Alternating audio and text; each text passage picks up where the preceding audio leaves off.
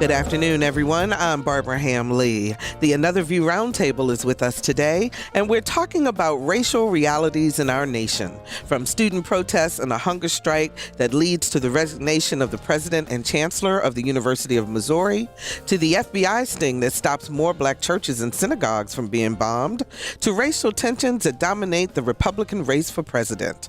Roger Chesley, Bill Thomas, and Will LaVeist bring their wit and wisdom to the table. Stay tuned for the November edition of the Another View Roundtable.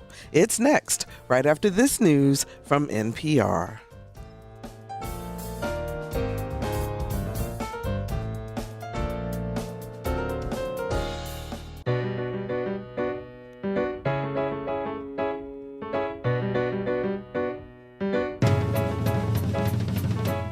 Discussing today's topics from an African-American perspective, this is Another View. Hello, everyone, and welcome to Another View. I'm Barbara Ham-Lee. Before we begin our discussion with the Another View Roundtable, let me remind you that our next Race Let's Talk About It Town Hall will be held next Thursday, November the 19th, from 6 until 8 p.m. here at WHRO. We will continue our conversation about privilege, power, and difference, a candid look at the controversial issue of white privilege. We actually now have a waiting list to get into the town hall, so let me encourage you to register for our online screening of the event. It's a live webcast of the town hall, and you can still be a part of the discussion by submitting your questions and comments online. Go to whro.org/talkaboutrace to sign up to watch and chat live online. And now to our Another View Roundtable. You know our panelists. Roger Chesley is a columnist for the Virginian-Pilot, and you can read his columns every Tuesday, Thursday, and Saturday. Hey, Roger. Hello. How are you, I'm great. It's good to see you again. Always good to see you. Bill Thomas is our community activist. Hi, Bill. Good afternoon, Barbara. How are you? I'm doing great. Good, How are you doing good, today? Good. I'm just as peachy as pie. Well, good. I'm glad to hear that. And Will LaVeist is our talk show host, author, journalist, hardest working man in America. How you doing, Will? How you doing, Barbara? Always a pleasure. Good. And Carol could not be with us today, so we miss her, and we just hope that she's doing well. But we have kind of our own little version of Left, Right, and Center. Which one is which? Roger to the left, Bill to the right, and Will in the center. Only you don't have me sitting in the center. But no, that's I don't, but that's okay. okay. Just from your perspective. So let's get started. So, student protests all over the country in support of students at the University of Missouri. After months of protests, a hunger strike, and the football team refusing to play, the president and chancellor both resigned. As part of this, I heard a new term yesterday, PWI, which stands for Predominantly White Institution, as opposed to HBCU. It's very interesting what's happening on our college campuses. That's an old term, these though, days. PWI. Is it really? Oh, yeah. Well, okay. Oh, yeah. I was not aware. Oh, absolutely. Oh, okay. Well, at any rate, Academic circles. Academic circles, it must be. And since I'm not in academia, I missed that one. But what's going on with our college campuses, Roger, in terms of protesting? Well, you have a certain activism that's going on, which is good that there are students on campus who seem to be involved and want changes and feel like some of their grievances aren't being addressed. I think there's something more so than race that's going on here, though. It seemed like the tipping point was when the football team, which means revenue, got involved, and when football players, mostly black players at the on the football team in Missouri said, we're not going to play. That seemed to, have gotten the attention of folks, a much more broader audience came about. And I think it also shocked some of the administrators and the alumni of the school. And to me, that showed something about the power of athletics and of athletes on certain campuses, that they have some power that maybe they didn't really realize before. I'm glad that some of the grievances were finally heard. I'm not sure if change would have happened without the football team getting involved in it, though. So they were talking about $1 million, there's my mic, I think, $1 million fine if they did not play, which really finally got people's attention. And lost revenue. Bill. This is all about money. It has nothing to do, nothing has changed. It's fake revolutionaries. it's really funny. Fake revolutionaries. I Why do you say wouldn't that? agree with that. Why do you say that? No, it's fake revolutionaries because all of these conditions, nothing has actually changed. Really, nothing. You have some kids, you have this gentleman, and I think it's all goodwill and want to feel good and all these kinds of things. But to have a statement of purpose, this is what we're here to change. This is what we're trying to do. There was no demands of anything but some issues related to race, which are irrelevant. You have a guy just faking hunger or whatever, been in school for 8 years. He's definitely going to be hungry after he starts paying those loans back. I'm just But he's serious. a graduate student, right? I'm serious. But why would you say that race is not an issue, Will?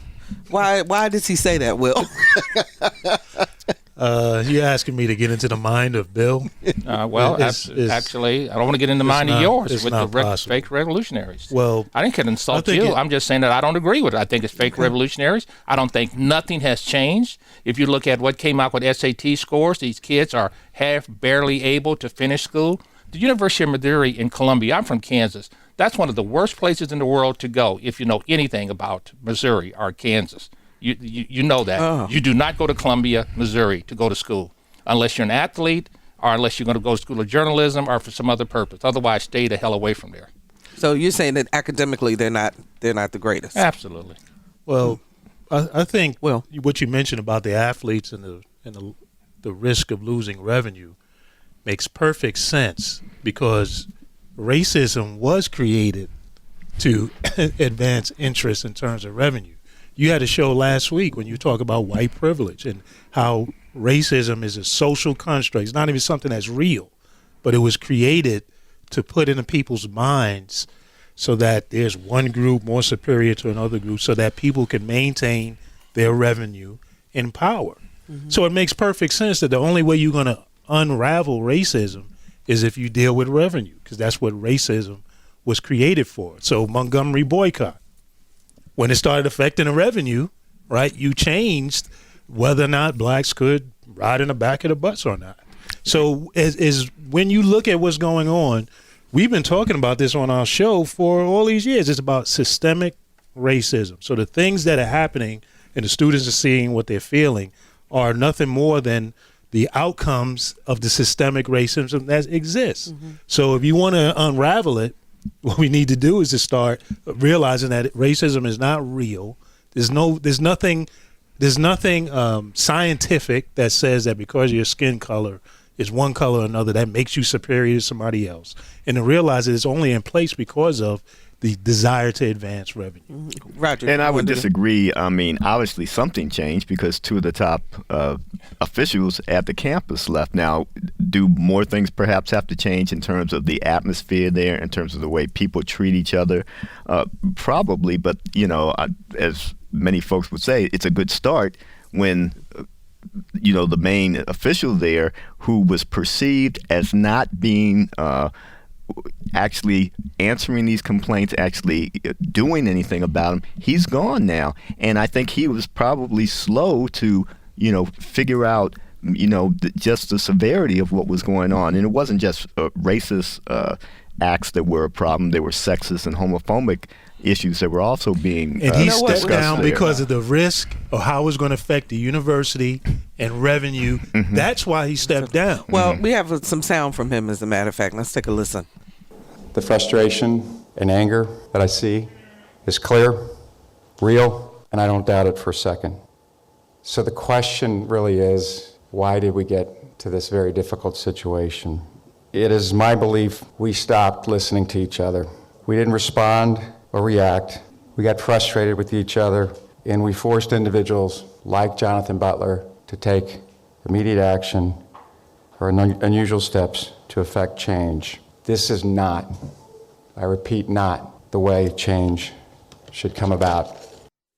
Now, Jonathan Butler, the young man who went on the hunger strike and had not eaten for, 8 days, I think it was 8 days. Or so. Bill, you're shaking your head. No, I really, you don't know what you replaced. You don't know if this guy's any better than the guy that was there before. Nothing fundamentally has changed. Everything in America deals with money. I mean, we went to the fight in the Gulf for money. We started the Revolutionary War in America for money. When you stop talking to people, you get divorced. I mean, that's all just way things happen. But number one, let's get with the facts. Number one, there's supposed to have been some Klan running around Columbia. They haven't found those people yet. There's supposed to have been some people running around in a pickup truck yelling racial names. There's supposed to have been some kind of bad sign with regard to a swastika with whatever PTs on it. Something. That hasn't been found. None of the issues. That was found. It's the same. Bill, let's make sure we get factual now, because the swastika was found on the wall. When? It was in the dorm or wherever it happened. It's a police report for it. Yeah, so that was there. The president just in that recording, the president just said, I don't care what he said, that these things that happen are real, and these things have been going on for several years. And what caused him to finally step down? When it became a threat to his revenue, the university's revenue. Let's understand that all of us have moved on and had jobs and lost jobs and all of this. He stepped down. His pension and all those other things are very much in play. And believe me, he stepped down and got a nice parachute. Absolutely. Too. He didn't step down. That's right. He's doing better off without the stress. So he moved away. They told him, you need to move on. How much it costs? Because you're messing up the revenue. And it's gotten to a powder keg point where now the university is being affected. And it's affecting one of our best cash cows, this program. Remember, Mizzou is where you had Michael Sam. Now, we were talking about Michael Sam for the past 2 years, or what being the first outwardly gay, potentially professional athlete. And all of these issues were going on at the same time. Why was we weren't talking about this? Maybe the protests weren't to the point among students really to bring this to a wider audience. I'm sure there's probably been some things there on campus was known, but not necessarily to the wider audience. To the point where it was affecting the revenue. But here's my question also, though. What is it about the state of Missouri? Because I don't know the state of Missouri that well. It's part of the United States of America. No. That's what. But I mean, when you look at Ferguson, now you're talking about the university. You're looking at what is going on there. If you go all the way back to slavery time, all the way back, it was that border state where you had Kansas and you had Missouri and you had the Ferguson case and all these other things going on in Missouri, because they were the transition states where the federal government was trying to force the people of the citizens of Virginia to do what the feds wanted to do, and they didn't want to do it. So this intense racism in Missouri and Kansas. In 1972, when I walked in the camp of the University of Kansas in Lawrence, Kansas, they said, I won't say, y'all need to go home. Y'all don't need to come here. None of this has changed. It is still the same today. And if you look at any of these kids, actually there was a story in one of the newspapers the other day about PWI, predominantly white institutions, and HBCUs. I have never given a nickel to the University of Kansas and never will, because they never dealt with any of this stuff. And Missouri was worse. And so what you found out, all of this slavery and racism and all this stuff, not liking black people, there were 22,000 white folks on campus when I went to the University of Kansas. There were 365 of us black folks. And all of these issues are the same. And Columbia was worse than Lawrence, Kansas.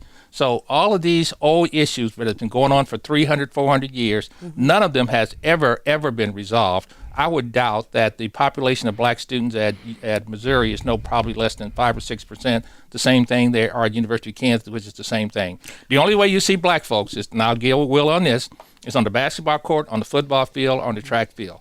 Otherwise, the predominances of African Americans and our attitudes and things we want to do at these schools, these PWIs, are horrible. Well, I thought it was interesting. Let me just make this one point, Roger, and then I'll bring you in. But we were talking with our interns before the show, and several of our interns attend HBCUs, and I asked them the question: why would an HBCU? Why are you all walking in solidarity with these students from University of Missouri? And their response was that they feel a kinship and a need to support these black students because they have a support system that students that attend predominantly white institutions do not have. Right. Absolutely. Go ahead.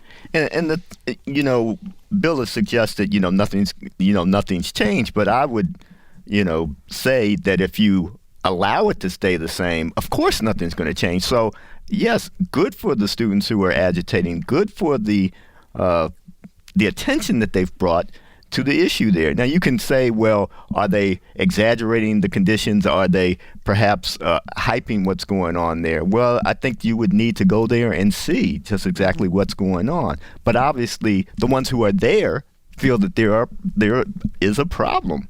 Well, they were campus. also talking about the fact that they were receiving threats online, and that the Black Student Union turned into kind of a safe haven, if you will, this week, and people being escorted back and forth to class and so forth. Are you surprised, Will, in 2015 that people would still feel this need to, kind of have to come together that way and be protected? No, not surprised, because we're still in America that has systemic racism, that had these issues never really clearly been dealt with head on. And online, people have that anonymity where they can, and it often reads the worst of the comments that people will make.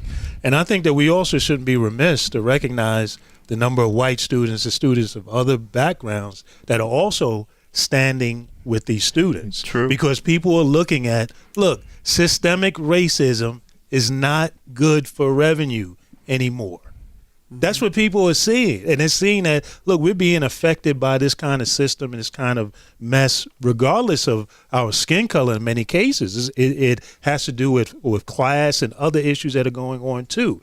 And the other thing that I would add is, as a journalist, I think Missouri needs to really stop this mythology about being the best journalism school in the nation and all this foolishness. That's just straight up mythology, because when you've got a professor out there, and I don't care if she's a part-time or whatever, somebody sanctioned her being on there, and all of us who teach and all that, Look, you think, how easy do you think any of us would be able to teach on that campus? Somebody who is in the highest position in that department sanctioned her being on that campus and teaching. And what she was saying to that student, it's like, come on, I learned that in my first News Writing 1 class. Exactly. That what she was saying was totally ridiculous. So they need to stop that mythology about it's the best.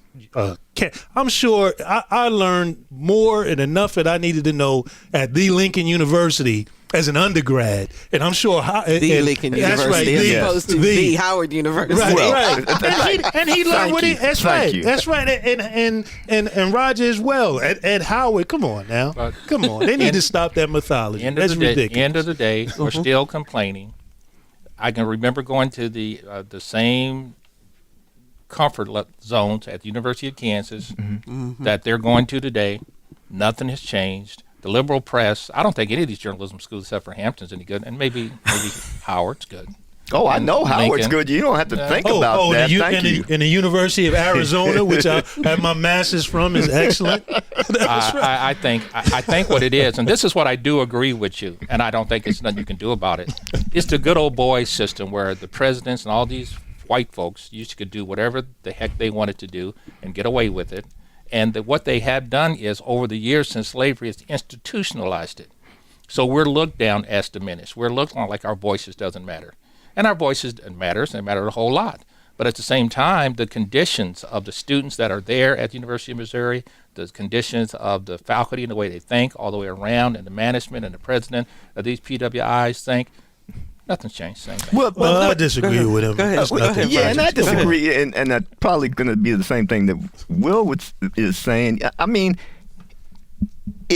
nothing will change if you don't do anything. If you just accept it, power concedes nothing without demand. But if you keep doing the same thing over and over and over and over again, it's insanity. What I'm saying, you got to do something different. Okay, go ahead, Will. My point is, they did do something different. Right, exactly. And they did nonviolent, direct social action. We know that works. And that's what you should do, because you want to affect the revenue. They affected the revenue as long as they put together a substantive plan. And they have students across the country in Ithaca, New York, and other places that are standing with them that recognize that, look, this is, I just said, racism is no longer, this is no longer good for business in this country anymore.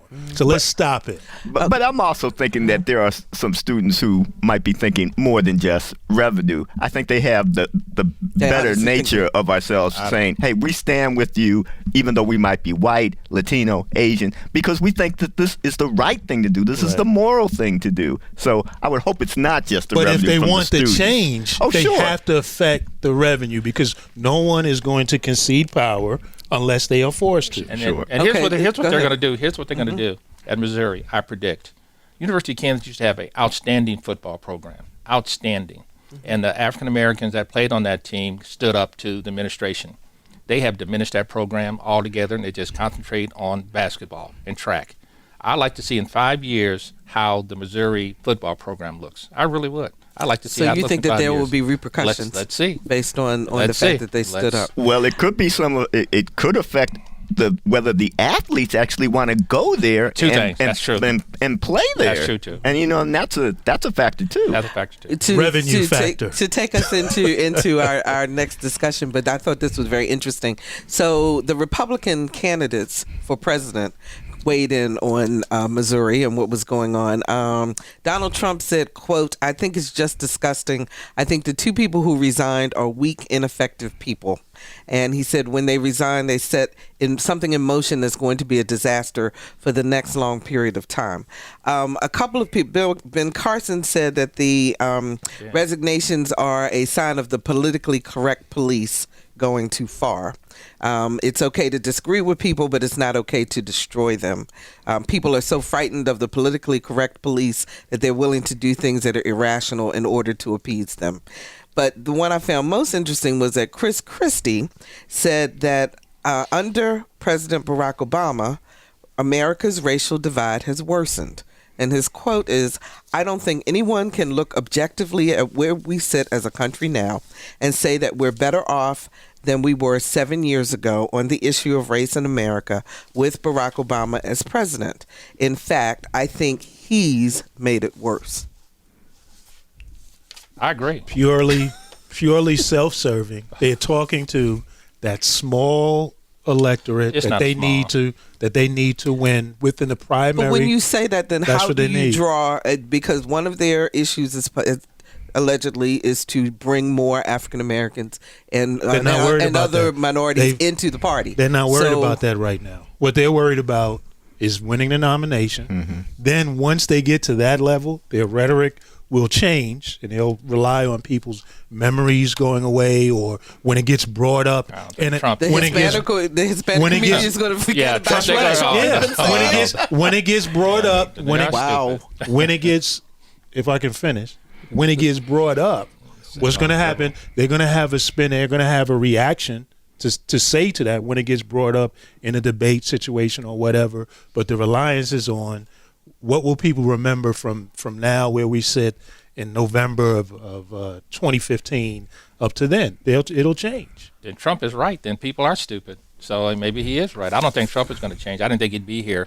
But I was reading Ebony magazine, and it's the book by Joan Reed, and it's called Fractured.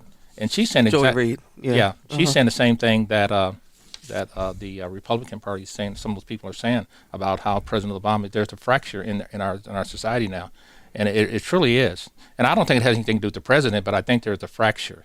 I think what we've done is our kids are now so cuddled in terms of being able to face adversity that they're always running for shelter. They don't run to the fire; they run away from the fire, and they don't do the kinds of things. So what if somebody calls me a name? I could care less. Well, what if somebody, it just doesn't matter anything. I think our kids today are not prepared to deal with the real world as it is, which is evil, racism, all these kinds of things that are going on. And you have to figure out how to get among each other and fight it, or individually fight it. I just think going to all these little collective actions aren't doing anything. Hold on one second. And I truly believe, you sit here and laugh, but our kids, I truly believe that our children are weaker than we were. I just don't think they're as strong as we were. I just don't believe that. Hold on one second. If you're just joining us, we're talking about racial realities in our country today with the Another View Roundtable. Roger Chesley with the Virginian-Pilot, community activist Bill Thomas, and author, journalist, and talk show host Will LaVeist. Go ahead, Will. Oftentimes we make these comments without context. I think I think Your context. during the civil rights movement, the adults at that time would have said the same thing about the young people at that time. They would have said the same thing. No, Previous generations, this is what we constantly see this happen. Next generation says those young people, they don't know what we know, and so forth and so on. Look, every time has a season, and people will rise to the occasion for the moment and what's needed at that time. Well, and with what Christy said, then, and I do agree with him also that there is a racial divide, but is it because of President Obama being in office, or is it because of the fact that he's in office that people feel that they can say more things than they had been saying in the past? I think it's more the latter, and I would also say that I think the president, for the most part, kind of ran away from race for the first 6 years of his presidency. So now there seems to be more of a willingness, maybe because he doesn't have to run for re-election anymore. And I think some of these issues that have always been there, but not necessarily always been articulated, are perhaps coming more to the fore. I think it says something about some of the issues in our nation that it is so very hard to have conversations about race. And it's so very hard to feel like either A, you're going to be singled out for, what your ancestors did, or,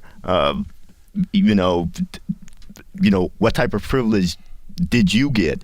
What type of advances did you not make when you had the opportunity? And so I think there is a lot of harsh, a defensiveness on everybody's side just about the issue. Quick point. Go ahead. I remember, because I lived in a border state, we got on the buses as kids, and we went down to Natchez, Mississippi. We stood in front of the police. We stood in front of the dogs barking. I don't even know how many visions you see children in Kansas City, in Natchez, in Houston, in every place around. Those were children with their parents behind us. Our parents put us on buses and said, go down there and go do what you need to do in junior high school and high school. So I saw thousands of African-American youth standing in front of the law, the man, the sticks, the fire hoses, and everything in Natchez, Mississippi. And so I don't know what you're talking about, Will. Well, but okay, so could you say today with the students that are protesting on campus today, then that is the 2015 version? I mean, not equating the dogs, I get that, but in terms of speaking out. That's the point. I don't see how what he said. I don't see how what he just said contradicts what I just said. It does contradict it. It's better sitting behind the computer. If you look at the unrest that we have seen recently, you see people standing in protest and having to deal with conflict. You see young people standing out there. The other thing I wanted to point out is that if you've been taught all your life that because of someone's darker skin color that they're inferior to you, then all of a sudden you see someone who has that skin color, is it the President of the United States? Don't you think that would mess your head up a little bit? Yep. Good point. Go ahead, Roger, and then we're going to take a call. In different op-eds and different analyses that I've seen in the past year, you also are getting this sense of, especially for the white low and middle classes and some of the ones who maybe have been out of work for a while, you are seeing this fear. Good point. Those folks are now getting some of the things that I used to have. Yeah, they are getting the access to the jobs that I used to have. And, oh my goodness, are they going to take out the second-class citizenship that they used to have? Absolutely. And are they going to try to force me to be that? And I think the changing demographics have something to do with this. And I think there is a fear that they're going to treat us the way we used to treat them. Absolutely. And so, I think that is playing into some of the concerns and some of the angst that, and maybe it's more than angst, maybe it's just, terror that some folks are feeling. I agree, Roger. Okay. I agree with that. Bianca joins us from Norfolk. Hi, Bianca. You're on the air. Hi. I just wanted to address the gentleman that said that the generation today are weaker than past generations. I would wholeheartedly disagree with that. I think what we're seeing today is this generation having a zero tolerance to certain things. You see the phrases white privilege, cultural appropriation, these are things that are coming into the ether and spreading in a way that I don't think has ever been spread with other generations. We're actually having a conversation about race and race relations that hasn't really been had, and we're forcing the issue to be talked about. It's not that we don't want to be called something or we're afraid to be treated some way. We know for a fact that we don't feel like we need to ask or wait or take things in stride anymore, because that's what our generation before us have done. And I feel like we know that people cannot treat us the way that they've been treating, and we can stand up and fight. I think that's exactly what those kids in Missouri are doing right now, is saying we have a zero tolerance. We're not going to give you 3 strikes. We're going to see something and immediately want a change, and it's going to spread, especially through social media. Okay, Bianca, thank you so much for your call. I see you all nodding in That's agreement. What I'm saying. Mm-hmm. That's what I'm saying. And I think, again, this notion that, the next generation is weaker, you hear that with each generation. And again, you forget that even during the civil rights movement, there were parents that did not want their kids going out there and was telling them not to go out there. There were black leaders that was saying, Martin Luther King, don't come here. Absolutely. Don't interrupt what us Negroes got going on here. You messing up things. So we make these statements without giving proper context, as if all of this stuff is new. It's not new. It's just different. It's a different time. Not true. Not true. The African-American middle class has grown, and I take a connection with what Roger has said. There was a study came out that said white folks between the age 35 and 54 are dying faster. The whole 9 yards. Economic erosion. Those people are frightened to death. That's why Donald Trump can get up there and say whatever he wants to say, and it doesn't matter if you're Democrat or Republican. Those folks are scared. Here's what I am saying is the fact that my parents lived through the Depression. They feared hunger. They feared lynchings. They feared all of those things. So they tried to teach us to be stronger, to stand up to those actual things that could put physical blunt in your lives. Hunger, no jobs, no house, no nothing, no dignity, no respect, no religion, no Miss America, no captain of the football team, no nothing. So we went through all that. So that made us harder. So we understood that we had to meet that and challenge it and go forward with it. I think our kids today, my kids, they're strong and good and smart, but they don't have that where they feel that all it can be taken away from them. So that's why I'm saying they're weaker, because we understood it because we were taught that. Okay. Roger, last one, then we'll go on to the next topic. I don't disagree that, yes, could our children be perhaps a little bit of sterner stuff? Sure. And, perhaps we too, even my generation probably could have done that too. But don't you think that it's important that they shouldn't have to deal with some of these things that our parents and grandparents? I mean, we should have progressed by now, that we should have, more equality, more equity. And I think to demand that, to see that and to recognize that, yes, we're not going to take this stuff because those battles should have been fought already, and we think that should be a time that's passed. Barbara, I just think we should be careful to take an example of what happened in our individual household. One example that he had with his children, and blanket an entire generation. And blanket an entire generation. We got a big country. I grew up in the Northeast. Different things happen in the Northeast and happen in the Southeast and happen in the Midwest. Don't just take your example because I'm not taking because you example. said your kids are not ready. Mine are. My kids are. My kids have gone to the best schools in the world. They did all that stuff. I'm not saying that. What I am saying, when I was growing up in the 70s, we had the Black Panthers. We didn't take that stuff. We went out on the streets. I was a Black Panther. Let me finish it. You were. That whole generation got wiped out. You better be that careful. whole leadership got. I'm not careful because I'm not afraid. Ben Carson made some statements that are now being unraveled. No, that's not true either. You getting on him because he's black. All I'm saying is the fact that whole generation was wiped out. Huey Newton, Bobby Seale, What Angela whole Davis. generation? That whole generation of leadership was wiped out in maybe 10 years. They morphed into the hip hop. They morphed into the hip hop generation. No, they ain't morphed no. Tupac Shakur was he continued that legacy. What are you talking about? All I'm saying, they were killed. You will find them in the hip hop generation. They were killed and murdered. That whole generation was killed and murdered. Most of the leadership there was killed and murdered by design, by the FBI, and just wiped out. So we know how to pay the price. We know what the price is. Martin Luther King, we've seen so many people, from Huey to all these people, were all wiped out with the same basic idea to Malcolm, everybody else. All that leadership was cleaned out and wiped out. So here we are today, basically at the same position. Our communities are poor in terms of being able to finish school, have income, have access. We don't own that much. We don't own as much as we used to own. We don't have the structured families that we used to have because we don't have the unity of a dad and a mom in the house doing the kind of things that need to be done. So actually, I got to go with this book. Our society is fractured. Lastly, President Obama came to Hampton before he was elected, and he had a very good speech he gave. I think that took him over to the top. He called it the Quiet Riots. And you need to go get back and read that. He talked about all this stuff.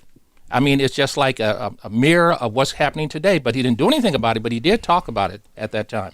And the question is, what do we do about it? Let's talk to Justin from Hampton. Hi, Justin, you're on the air. Hi, panelist. I'm actually calling specifically about subculture within the African American community. Like any of the other large races in the United States, the Hispanic community, to a large extent, Mexicans stay within their own, Puerto Ricans, Cubans, Dominicans, South Americans stay within their own cultures. And if something comes up, whether it is Donald Trump talking about Mexicans, really the Hispanic community stays out of it except for the Mexican community. They're large in the United States, but it really doesn't, Puerto Ricans really don't care to a certain extent.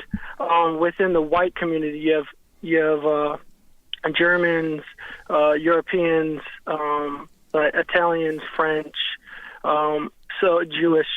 But then when it comes to the African American community, because you are that color, everyone has to be on board with the African American agenda. How is it that whether you are from an urban or rural society, whether you're in a ghetto or you are affluent, the loudest voice is the one that runs the agenda?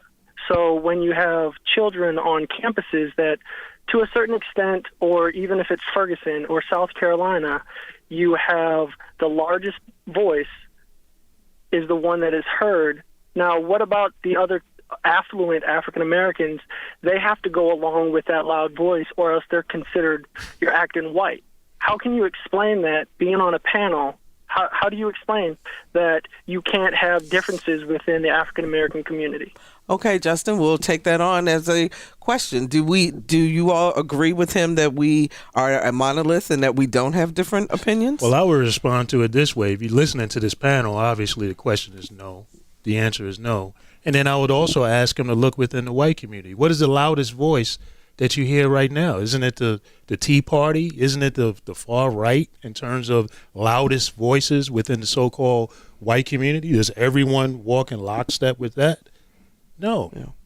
So what is he talking about? The Tea Party there is a perception sometimes that the black community, if it is separate from in thought, that, well, I'm just saying that if there's a difference in thought, that we're not united and that we have to all walk in lockstep. And I think that perception comes from people who are outside of the community trying to define the community. And that's why I challenge the caller to look within the community that he knows best and ask that question. Right now, the loudest voices that have been able to move and disrupt a lot of things in government has been the smallest electorate. They're the loudest. So, and clearly, all of white America does not fall in lockstep with the Tea Party. So some of that is human nature. Yeah, and we know that there's a large percentage of African Americans who, when they vote, and the party that they most identify with is the Democratic Party, but it's not total. And that's as much a part of what is the message that the major parties are giving out? We are obviously, as a race, we are joined by our history, one of slavery, one of Jim Crow, one of forced segregation. So naturally, I think there's a certain kinship among every person who's black in this country of that struggle, of that subjugation that took place over centuries. But to say that we walk in lockstep, we don't. And as Will was saying, you know, I don't always agree with Will. I don't always agree with Bill. And sometimes my wife doesn't agree with me. So, I think that the beauty of it is if you are a thinking person, if you are a literate person, if you are someone who likes to engage with others, that you can come up with certain conclusions and you can see certain plans and blueprints that might be good for us as a people. And the beauty of that is to keep on engaging, keep on learning, keep on, questioning and looking at your own viewpoints to see if they hold up. And I guess that's great. I agree. I kind of agree both ways. We're definitely different. I was always raised that the African American, the African in America, was superior because the universe started in Africa. We never saw ourselves as inferior. We always saw ourselves not as being biased or anything, but superior. We always saw that. We were always taken to a little town called Nicodemus, Kansas, which was the first incorporated African American town in the United States of America, hundreds of years ago. And it had a black mayor, black city manager, and we used to do pilgrimage to go down there to see how black people could take control of themselves. When we went to Kansas, when we were kicked out of our family group, we were kicked out of Texas because we went to war against the Union because they didn't give us what they said they were going to give us. We were taught to take the gun, the Second Amendment, as our most important weapon against being equal. And we were always taught to fight to the end to defend every ounce of what we deserve. Mm-hmm. I have never in my whole life seen myself as inferior. I don't believe it. I just never have done that. In my family, it was just never, ever thought that way. We were saying, well, y'all arrogant and this and that and the other. So I never saw that. So I never had that context. So we always saw ourselves different. We were Republicans because Republicans freed the slaves and they went to Kansas and we did well there. So we're not the same. We don't see ourselves collective and we don't see ourselves bound by color. Okay, and next topic. Go ahead, I was going to say real quickly, I think even the Republican Party could very easily get black votes if it eschewed the white racist element of the party. Mm-hmm. That's why people don't vote for this. A lot of the ideas are sensible ideas, but you can't be for a party that harbors that mindset and that ideology either and then say, well, yeah, I'm going to vote for them. No. I think the Democrats do the same thing. So. Next. All right. So Norfolk, the city of Norfolk this coming May has a chance to elect a new mayor. Mayor Frame announced in October he's not going to seek another term. This week, State Senator Kenny Alexander joined Sheriff Bob McCabe and City Councilman Andy Protegaro in declaring his desire to be mayor. Are we ready in Norfolk for a black mayor? Oh, sure we are. But the question is, do you get enough people to come out for the particular candidate who is black? I mean, will enough people come out and support him? And Kenny is unlike some of the other candidates who might run or might still jump in. I mean, he is an interesting candidate in the fact that he doesn't necessarily play that as his lead card. Right. He is so much, in terms of what are you doing for business? What are you doing for economic development? Yes, he happens to be black, but he is perhaps not like some other black candidates who would run. And I see among the three candidates a lot of overlapping constituencies. And so it will be interesting to see who actually does win, because you have a lot of them pulling from the same business, employment, other things like that in terms of, where they're going to get their votes from. So basically all three of them probably will campaign on the same platform in terms of issues. I think they very much will. And so some of the black support that might go to McCabe and that might go to Protegaro Kenny might pick up. But on the other hand, I think there's going to be a fight for every single vote out there. And that's probably a good thing. I think you should be addressing the needs of the whole city. And so we'll see. It really, I think, is going to come down to who campaigns the best, what type of organizations they have to get out the vote. And, it's obvious neither one of them will be the type of mayor that Paul Frame has been. I think it's a bit of a change in the guard in that respect, because I think some of the behind-the-scenes power that Paul Frame exercised, I'm not sure if either one of them are going to have that same type of clout. Any of the three. Right. Interesting. Bill? Oh, I just think the change in the guard, I think, is good. And I've known Kenny Alexander for 25 years. He's balanced. He has a good way of thinking. He thinks in economic terms. And for instance, for Hampton and HBCUs, he's been on the economic development side of getting laws passed that have actually helped us.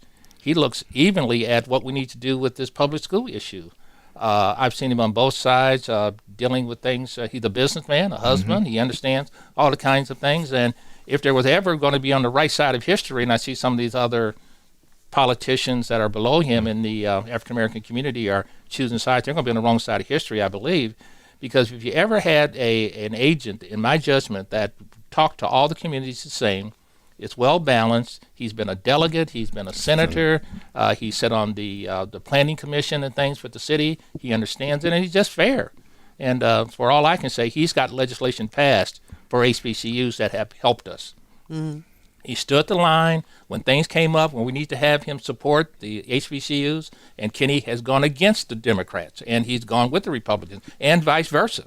So he gets things done and can ask for more than that. One of the things I've heard is that people go, well, if you're already a state senator, why? And you could go on to congressional or Senate, et cetera. Why would you go back, quote unquote, to being mayor? I had a chance to talk to him a little bit about that, because that's some of the same question I have. And this was a few weeks ago before he would formally announce. And, he has a lot of love for Norfolk. And let's face it, a mayor does have, perhaps being one of 8 is a little bit different than being one of 140. And the chance to kind of put your own stamp on something, the chance to have leadership there is still important. Now, this doesn't preclude that he might not, at some later point, go and seek statewide office. I know his name has been bandied about a little bit about that in terms of either, especially lieutenant governor and governor. But this is a time when he can do that, and I don't believe he'll lose his Senate seat if he should lose the mayoral race. I was going to ask, what happens to his Senate seat then? Yeah, I don't think he'll lose that if he loses the mayoral race. So he doesn't have to step down. No, I don't believe so. I was going to make the same point as Roger. If all politics is local, really, the more local you get, the more meaningful the work that you can do. It would make perfect sense, because if he's at the state legislature level or at the congressional level, we see what's happening. Your ability to really put your stamp on something gets more and more diluted. Mm-hmm. So as Roger just pointed out, as being one of 8 in a city that he really loves and cares about, and obviously with some of his accomplishments, he's somebody that really looks to actually get something done. That's a good and also to jump in. Plus, also he's in the minority right now. His party is in the minority in the state Senate. For the next 4 years. And so that is also something you're limited in what you can actually get done when that's the case. Even if you have the governor's same party, you're limited in what can actually get out of the General Assembly. Because it's always about the number of votes. It's always about the number of votes that you can get. So if he were to become mayor, hypothetically, is there an heir apparent to his Senate seat? I'm not aware. Anybody think? I'm not aware. But he could become like a Cory Booker. I just see him in that reasonable, sound, fair, some like, some most do like. I see him in that thing where things need to be changed. The education thing needs to be worked on realistically. Economic development in our communities that are also been hurting so long. I think he'll do those kind of things. Now, he did some historic legislation for HBCUs and economic development, so I think he'll just be great. I don't know that he'll have that there will be the same fervor for him that maybe other candidates might have, but I definitely think that there's a low dislike factor. And what do I mean? I don't think he naturally engenders anger toward him. I think he's pretty much of an even-keeled politician. I mean, he's a politician like everybody else is, but I think his appeal can be very broad, and I think that could very well help him in the election. And long term. Yeah. So what do you think would be a major change from the way that the city is currently run? Good old boy. Once somebody new comes into office, what's going to be the big thing? Go ahead, Will. Good old boy. Yeah. Good old boy. White privilege got to be broken. Now that I do agree with the students, and I think that is coming across. This good old boy, institutionalized racism, picking projects that are not illegal, so to speak. And they were talking about Phil Hamilton is still in jail. I saw that in the paper today. But that good old boy, institutionalized racism that pick and chooses winners from the back closets and cigar smoke rooms has got to stop. I think the paper, the Pilot has reported a lot in the last couple of years of some of the mentality that goes on and how projects get passed in both Norfolk and Virginia Beach especially. And there seems to be this favoritism that goes to certain businessmen, to certain people who pull up projects. And that's major because, first of all, you don't know if the process has been fair. And second of all, you don't know if the taxpayers' money is being used wisely and fairly as well. And I think that there are still huge vestiges of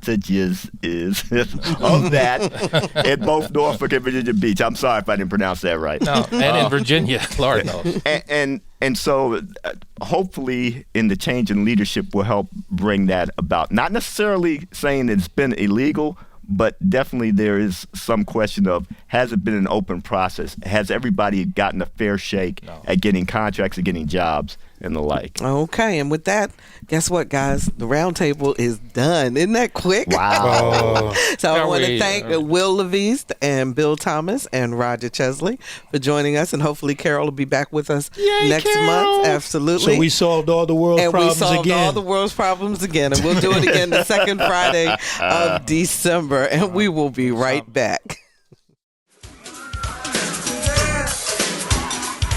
Hello, this is Spike Lee. What's happening? And you listen to Another View, 89.5 FM on WHRV.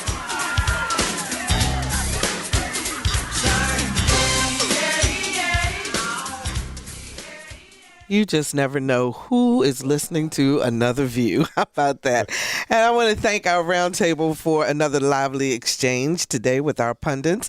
If you'd like to hear the show again or share it with a friend, you have a couple of options. You can download the podcast at our website, anotherviewradio.org, or you can find it on iTunes or on WHRO.org. You can also go to the WHRO YouTube channel and watch the show online. And to find out what we're talking about in future shows, sign up for our eView newsletter. Check us out on Facebook or send me a tweet at Barbara Ham Lee. Don't forget our next Race Let's Talk About It Town Hall meeting. It's next Thursday, November the 19th from 6 until 8 p.m. right here at WHRO. There is a waiting list to get into the studio, but you can watch the town hall live and chat with us online. Visit WHRO.org/talkaboutrace to find out more.